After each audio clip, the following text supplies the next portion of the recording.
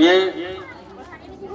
जो बाहर से जो लोग आए हुए हैं, मैं परिचय तो सबका नहीं जानता हूँ, कुछ हमारे पुराने मित्र हैं, कुछ बाहर से लोग आए हैं, और फिर उसके बाद यहाँ के जो ग्रामीण बहुत से सुविधा की कमी की वजह से जो खड़े हैं, जगह है कुछ लोग बैठ सकते हैं, जो खड़े हैं यहाँ के ये जो विद्यालय है, यहाँ के टीचरगण, बच्चे, जितने भी लोग यहाँ मौजूद हैं, सभी को मेरा जय भीम। जैसा कि आप लोग अभी सुने कि हम लोग बाबा साहेब अम्बेडकर का पुण्यतिथि या बौद्ध धर्म के हिसाब से परिनिर्वाण दिवस भी कहा जाता है, वो मनाने के लिए आज यहाँ इकट्ठा हुए हैं।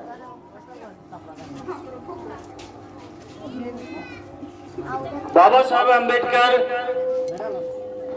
के बारे में हम लोग बहुत से लोग पढ़े हैं, सुने हैं, जानते हैं, बहुत से बच्चों ने भी सुना है। तो हम लोग बाबा साहेब अम्बेडकर का पुण्यतिथि जब मना रहे हैं तो हम लोगों को क्या याद करना चाहिए, क्या याद रखना चाहिए, वो मैं कुछ मिनट आपका समय लेकर बताऊंगा।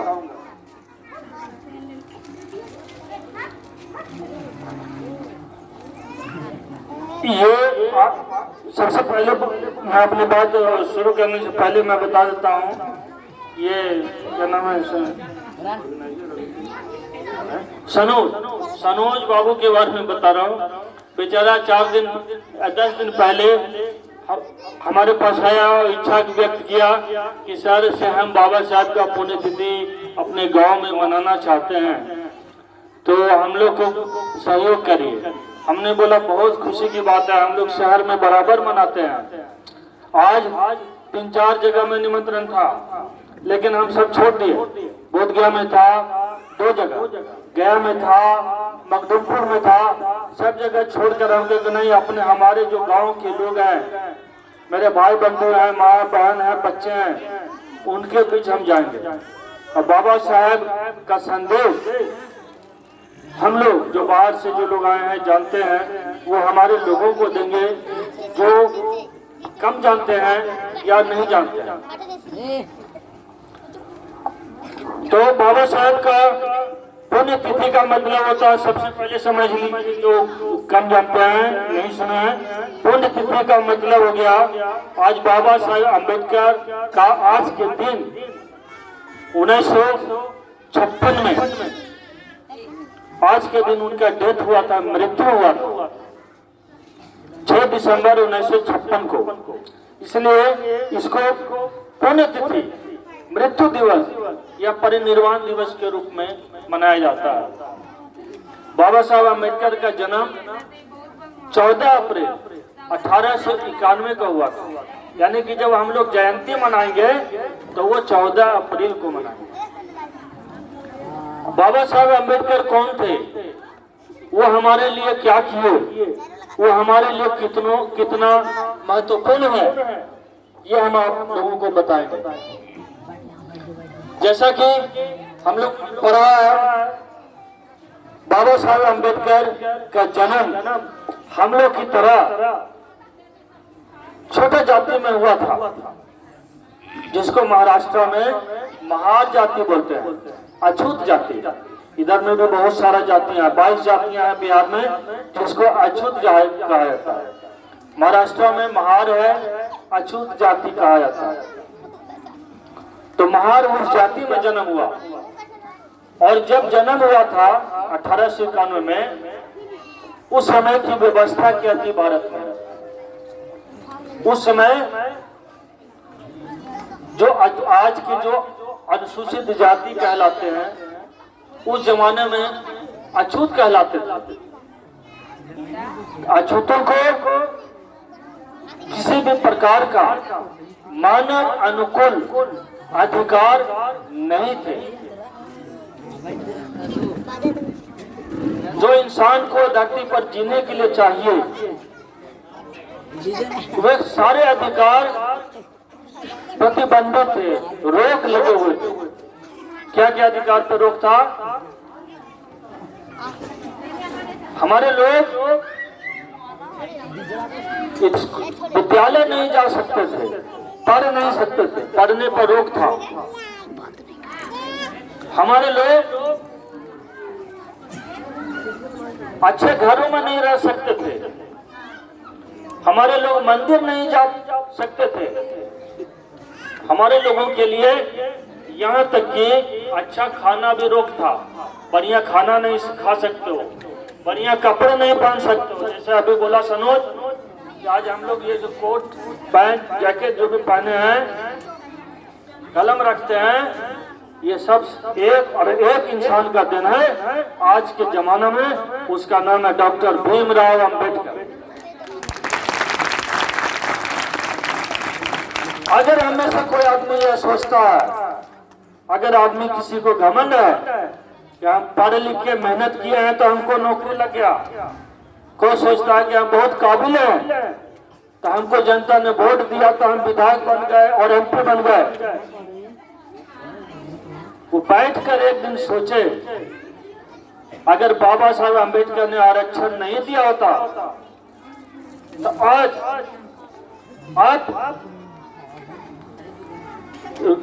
जितने भी आज हम लोग खूब बढ़िया रहन सहन है, बढ़िया नौकरी में है, एमपी बनल है, विधायक बनल है, अगर बाबा साहब ने आरक्षण नहीं दिया होता तो क्या करते? आज किसी फुटपाथ पे बैठ के जूता बना रहे होते,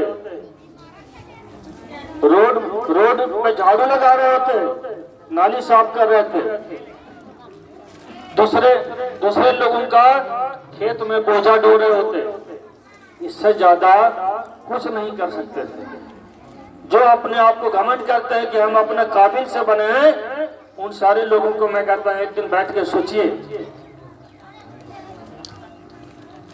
तो जब जिस समय में आज से करीब 100 साल पहले की बात है, 120 साल, बाबा साहब अम्बेडकर का जब जन्म हुआ तो हमारे लिए सारे इंसान को आगे बढ़ने के लिए जो भी चीज चाहिए वे सारे बंद था दरवाजा। संयोग कहिए कि उस समय में अंग्रेजों का राज था। जब अंग्रेजों का राज यहाँ भारत में आया, उन्होंने सबसे पहले सरकारी स्कूल खोला।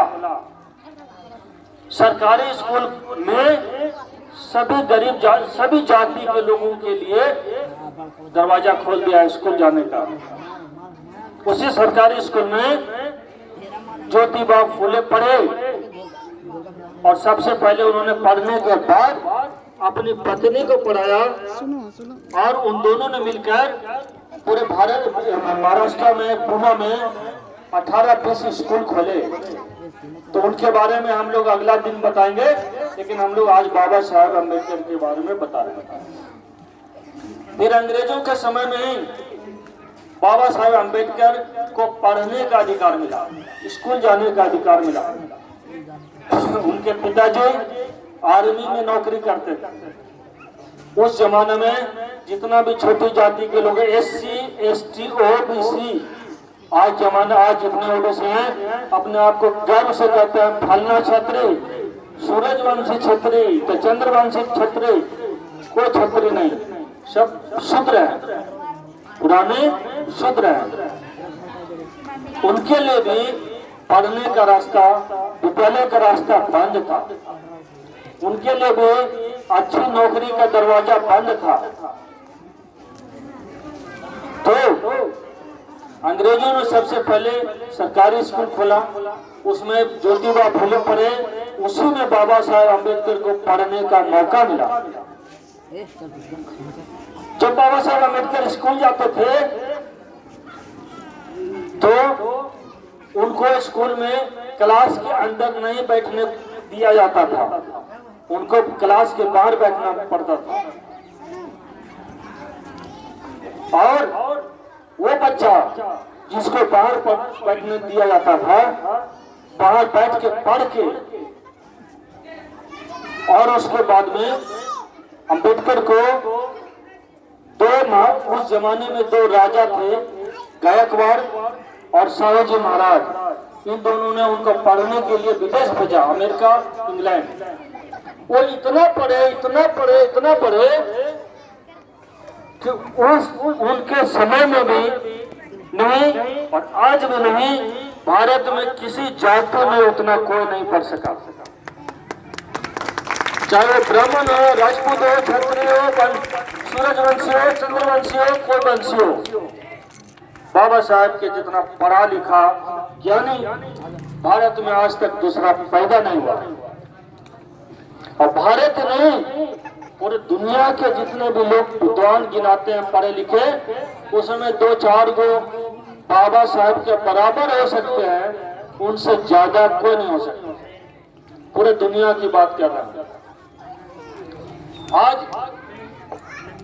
अमेरिका में जिस यूनिवर्सिटी में पढ़ते थे, उस यूनिवर्सिटी पे दरवाजा पर लिखा है बाबा साहेब अम्बेडकर का पिक्चर लगा है, और वहां लिखा है सिंबल ऑफ नॉलेज, ज्ञान का प्रतीक।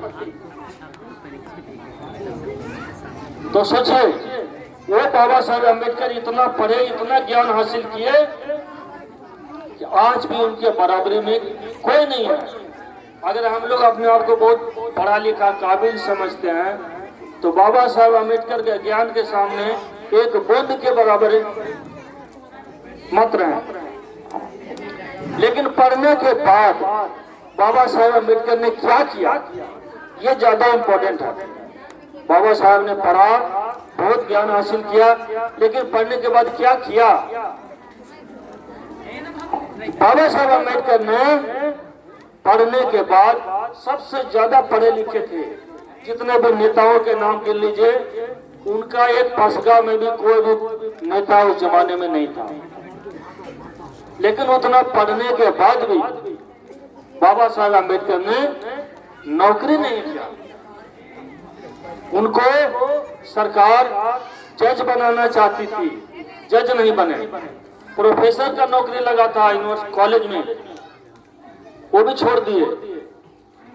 और इतने बड़े अर्थशास्त्र के विद्वान थे, शायद कुछ लोगों को मालूम होगा कि बॉम्बे में उन्होंने एक ऑफिस खोला था, जिसमें टाटा, बिरला, डालमिया जैसे लोगों को ये बताते थे कि तुमको इतना, तुम्हारा पूंजी कहाँ लगाओगे कि तुम्हारा पूंजी और बढ़ेगा, इन्वेस्टमेंट कहाँ करोगे, उनको आइडिया देने के लिए। लेकिन धीरे धीरे जब मालूम हो गया लोगों को, अरे ये तो अम्बेडकर अछूत है, तो उनका बिजनेस नहीं चला। फिर उसके बाद में बाबा साहब ने क्या किया? उस समय जैसा मैंने बोला कि हमारे लोगों के लिए मंदिर का दरवाजा बंद था।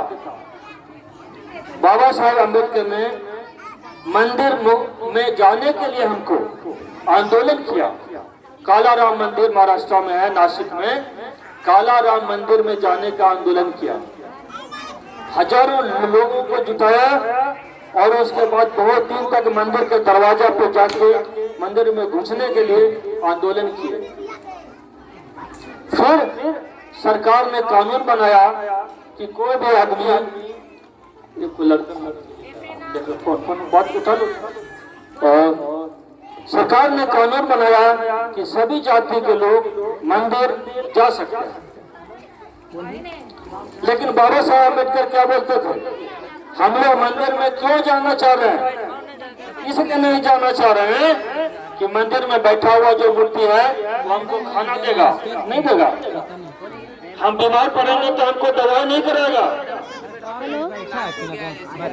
हमको पढ़ना होगा, हमारे बच्चों का 1 महीने का फीस नहीं जमा करेगा।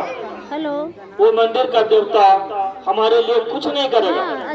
लेकिन हम इसलिए जाना चाह रहे हैं क्योंकि हमको रोका जाता है, हमको अछूत समझा जाता है कि जब जाएंगे हम मंदिर में, जबरदस्ती जाएंगे तो हमको हमारा अधिकार मिलेगा, मंदिर में जाने का अधिकार मिलेगा। और हमारे अंदर जो छुआछूत का हमारे ऊपर में लगा हुआ लेबल वो कमेगा। इसलिए आंदोलन किया था अम्बेडकर ने। दूसरा आंदोलन क्या किया बाबा साहब अम्बेडकर ने?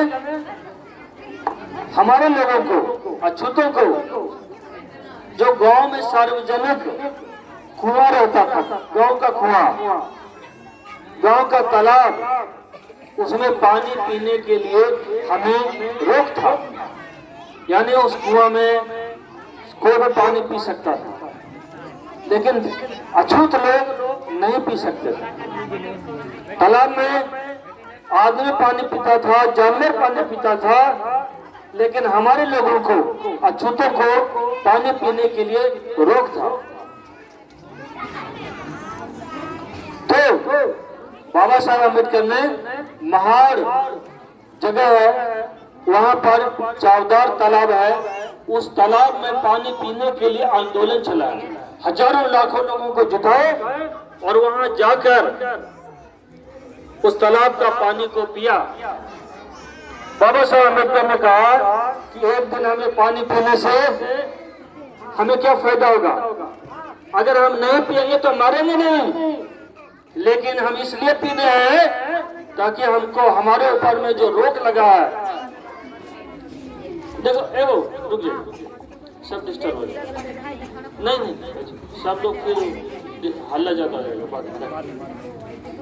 बात देखिए, जो हल्ला करेगा उसका नाम नोट कर लेना, जो बच्चा का, और उसको फिर बाहर में कर देना। जो बच्चा हल्ला करेगा उसका नाम नोट कर लेना। तो बाबा साहब अम्बेडकर ने पानी पीने का सत्याग्रह इसलिए किया, वो बोले कि हम लोग अगर यहाँ का तालाब का पानी नहीं पिएंगे तो मरेंगे नहीं, बल्कि इसलिए पीने के लिए बोले कि हमको रोक था, मानव का जो अधिकार होता है, बराबरी का अधिकार, समता का अधिकार, उस पर रोक था, इसलिए वो उन्होंने जाकर पानी पिया। और उस समय जब पानी पीने का आंदोलन चलाए तो उनके अपने लोग, जो हजारों लोग थे, उनके ऊपर में ऊंची जाति के लोगों ने हमला कर दिया। कई लोगों को, औरतों को, आदमी को बहुत मार पीट किया, हाथ गोड़ तोड़ दिया। फिर उसके बाद फिर सरकार ने कानून बनाया कि कोई भी जाति का आदमी किसी भी तालाब से, किसी भी सरकारी कुआं से पानी पी सकता है। ठीक है। उसके बाद बाबा साहब अम्बेडकर ने हमारे लिए क्या किया,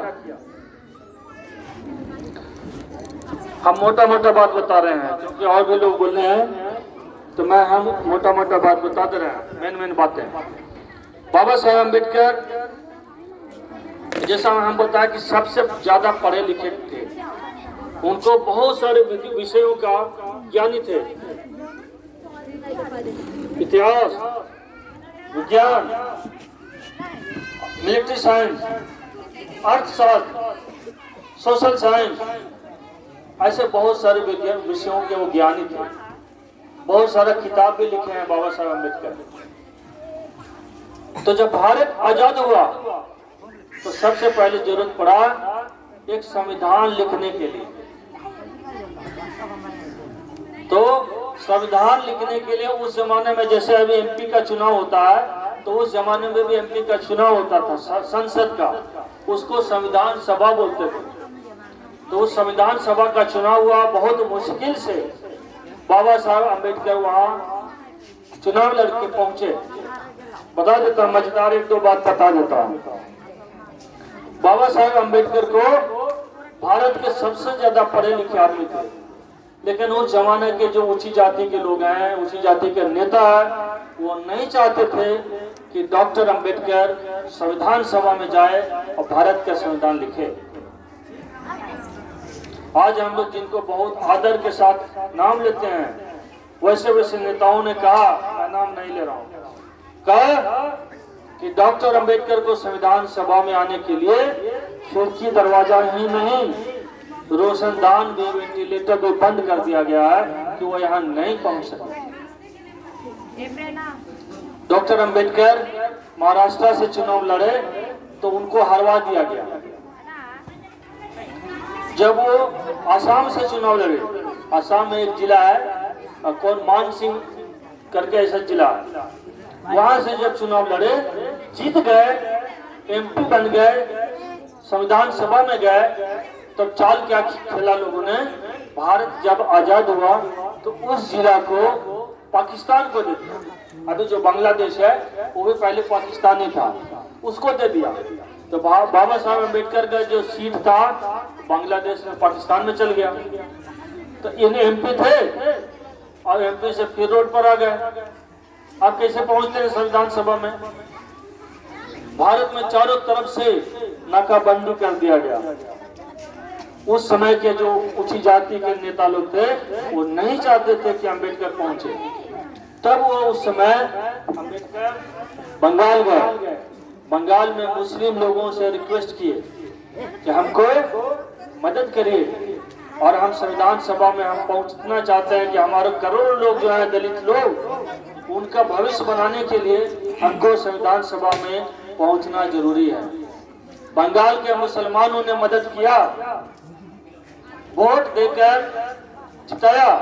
और उतना ही नहीं, जोगिंदर नाथ मंडल, पढ़े लिखे लोग हैं उनको थोड़ा सा ये सब याद करना चाहिए। जोगिंदर नाथ मंडल एक एमपी थे, वो रिजाइन किए अपना सीट पर और उनका सीट पर अम्बेडकर का चुनाव हुआ और फिर वो एमपी बने। ठीक है, तो फिर बाबा साहब अम्बेडकर ने भारत का संविधान लिखा। संविधान में क्या लिखा ये मैं बताऊंगा, लेकिन एक चीज और छूट गया है वो बताता हूं। भारत में जब आजादी से पहले अंग्रेज लोगों ने इंग्लैंड में 3 बार गोल मेज परिषद बुलाया, 1930, 31, 32। और गोल मेज परिषद में इसलिए बुलाया गया था कि भारत में बहुत सारे वर्ग के लोग हैं, ऊंची जाति के लोग हैं, उनका इंटरेस्ट अलग है। भारत में राजा महाराजा थे, उनका इंटरेस्ट अलग था।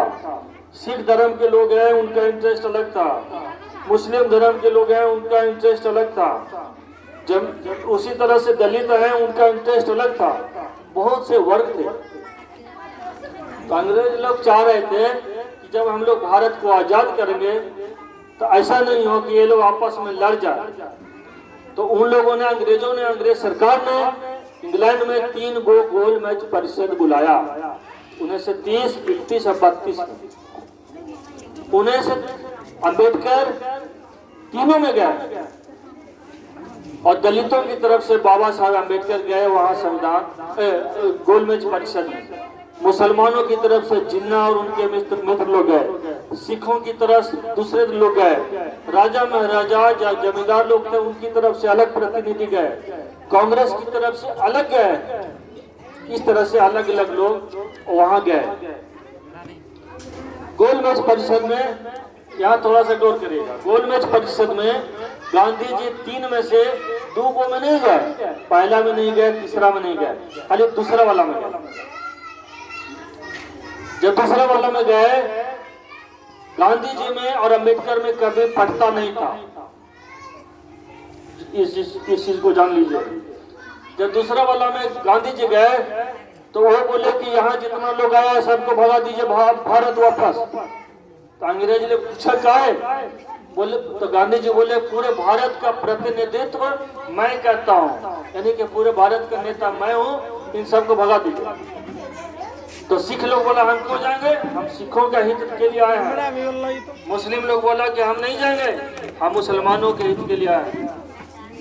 राजा महाराजाओं के राजा लोग गए थे, वो लोग बोला हम भी नहीं जाएंगे, हम राजा महाराजाओं का क्या होगा भारत में, हम उनके हित के लिए आए हैं। उसी तरह से अम्बेडकर बोले अगर गांधी जी को लगता है कि पूरे भारत के दलितों का प्रतिनिधित्व करते हैं तो मैं गांधी जी को चैलेंज करता हूँ, पूरे भारत के किसी भी कोना से मेरे खिलाफ इलेक्शन लड़ ले, लेकिन वोट केवल दलित करेंगे। शर्त यही है, अगर गांधी जीत जाएंगे तो मैं यहाँ से वापस चला जाऊंगा। गांधी जी ने चैलेंज को स्वीकार नहीं किया। गांधी जी और अम्बेडकर में संघर्ष का जो मेन मुद्दा ये था कि बाबा साहब अम्बेडकर गोल मेज सम्मेलन में हम लोगों के लिए, दलितों के लिए पृथक मतदान की मांग की। पृथक मतदान क्या है? सिखों ने पृथक मतदान की मांग किया, उसको अंग्रेज सरकार ने दे दिया और गांधी जी ने ओके कर दिया। मुसलमानों ने पृथक मतदान की मांग किया और गांधी जी ने ओके कर दिया, ठीक है। लेकिन जब दलितों की तरफ से बाबा साहब अम्बेडकर ने पृथक मतदान की मांग किया तो गांधी जी ने बोला कि गलत है। जब दलितों को पृथक मतदान का अधिकार मिल जाएगा, अछूतों को मिल जाएगा, तो हिंदू धर्म टूट जाएगा। वो सब वहां का गोलमेज सम्मेलन छोड़ के गांधी जी वापस आ गए, भारत आ गए। और बाद में यहाँ जेल में बंद थे तो भूख हड़ताल पे बैठ गए, अनशन पे बैठ गए। और बाद में जब गांधी जी का इधर बहुत हालत खराब हो गया तो पूरे भारत से नेता लोग, गुंडा लोग धमकी देने लगा अम्बेडकर को, बोला कि आपको जो अधिकार मिला है दलितों के लिए उसको वापस कर दीजिए, पृथक मतदान नहीं लीजिए, छोड़ दीजिए। तो पृथक मतदान क्या है, संक्षेप में बता देता हूँ। पृथक मतदान का मतलब ये होता है, अभी जो आरक्षण मिला है, खास करके हम पॉलिटिक्स की बात कर रहे हैं, राजनीति में एमएलए बनता है और एमपी बनता है। अभी जो बनता है वो गांधी जी का सोच से बनता है। यानी कि मान लीजिए कि बोध गया में अनुसूचित जाति का सीट रिजर्व है एससी का, तो सब जाति के लोग वोट देते हैं और जिस जाति का बहुमत होता है वो अपने मन का आदमी को चुन के विधायक बना देता है। और जीतने के बाद आप लोग जाइए, बोले कि हम आपके जात के हैं, हम भी मांझिए हैं, आप भी मांझिए हैं, विधायक जी, एमपी साहब आप भी मांझिए, हम भी मांझिए, हम वोट दिए थे आपको, हमारे काम कर दीजिए। देखिए बहन क्या होता है, आपका काम नहीं होगा, ये गांधी जी का दिन है। लेकिन अम्बेडकर क्या चाहते थे, अम्बेडकर चाहते थे पृथक मतदान, जो सिखों को मिला, मुसलमानों को मिला, अम्बेडकर चाहते थे दलितों को मिले। पृथक मतदान में क्या था, अगर गया में एमपी का सीट है तो 2 एमपी रहेगा गया में, जहां रिजर्व रहेगा वहां 2 एमपी रहेगा, एक रहेगा सबके लिए और एक रहेगा केवल दलितों के लिए, और सारे केवल दलित लोग वोट देंगे। और सोचिए अगर वो ऐसा बन जाता, मान लीजिए हम सनोज को बना देते एमपी लोग जिता के, और खाली दलित लोग चमार, भुइया, डोम, दुसा, दोबे, पासी यही वोट करते, जितने के बाद ये किसका काम करता, दलितों का करता, ठीक है ना। तो जब दलितों का काम करता, दलितों का विकास होता, यही था पृथक मतदान, जिसको गांधी जी ने आमरण अनशन करके, भूख हड़ताल करके हटवा दिया। फिर क्या हुआ, ये संयुक्त मतदान अभी जो होता है उसको बोलते हैं संयुक्त मतदान। दलित का रिजर्व सीट है, दलित खड़ा होगा लेकिन सब लोग वोट करेगा, तो जिस जाति का ज्यादा ताकत रहेगा, लाठी में ताकत रहेगा, पैसा में ताकत रहेगा, वो अपने मन के आदमी को जिता देगा, कोई अपन कमियां के खड़ा कर देगा, ठीक है, कोई अपना मजदूरा के खड़ा कर देगा, तो जो जाए जैसे चाहेगा उसको खड़ा करके एमपी विधायक बना देता है। इसीलिए हमारे लोगों का काम नहीं होता। आज भी हम लोग जैसे यहाँ जब आए, देख रहा हूँ कि ज्यादा मांझी लोगों का टोला है। हमको लगता है कि 500 वर्ष पहले जैसा होगा उसमें और अभी में कोई ज्यादा फर्क नहीं आया।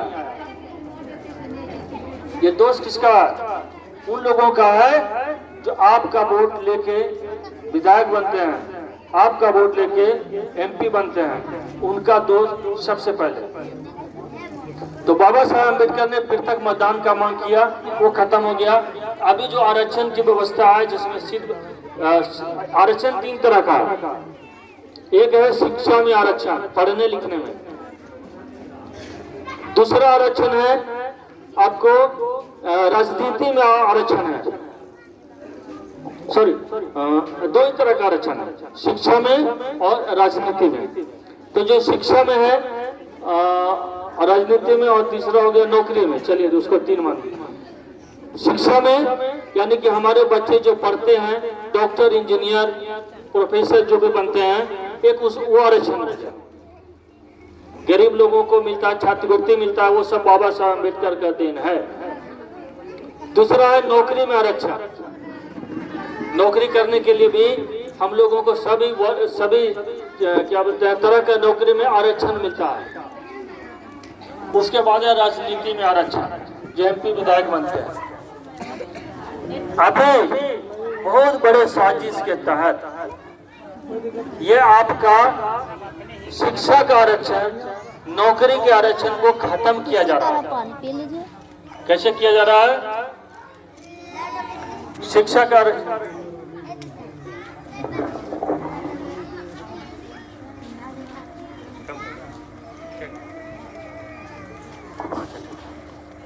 ठीक है। तो बाबा साहब ने जो आरक्षण दिया तो वो शिक्षा, नौकरी और राजनीति का आरक्षण।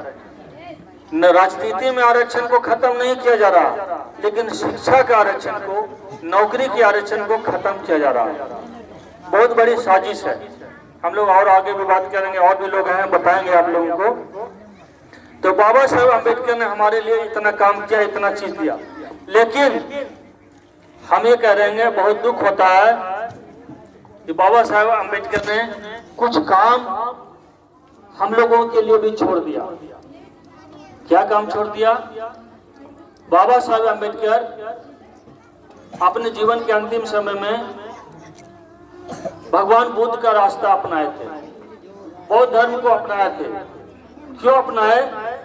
उन्होंने देखा कि यह जो व्यवस्था में हम लोग जी रहे हैं, इसमें पूरा जिंदगी भर आदमी जो भूया है से भूया रहता है, चमार है से चमारे रहता है, डोम है से डोमे रहता है, धोबी धोबिया रह जाता है, कभी इंसान नहीं बनता। आप पढ़ लिख के डॉक्टर बन जाइए, आप भूया के भूया रहिएगा। पढ़ लिख के कलेक्टर बन जाइए, चमार के चमारे रहिएगा। पढ़ लिख के प्रोफेसर बन जाइए, धोबी के धोबिया रहिएगा।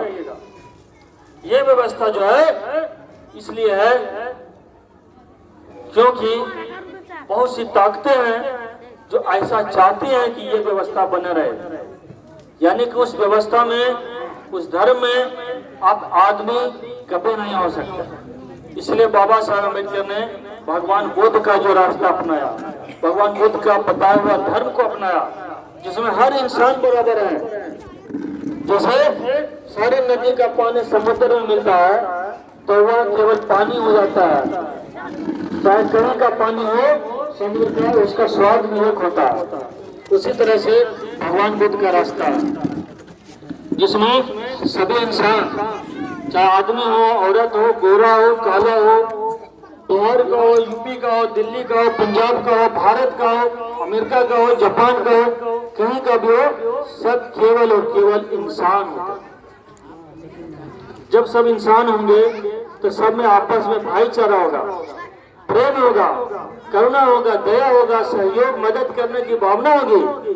लेकिन पहले क्या है, जिस व्यवस्था में अभी रह रहे हैं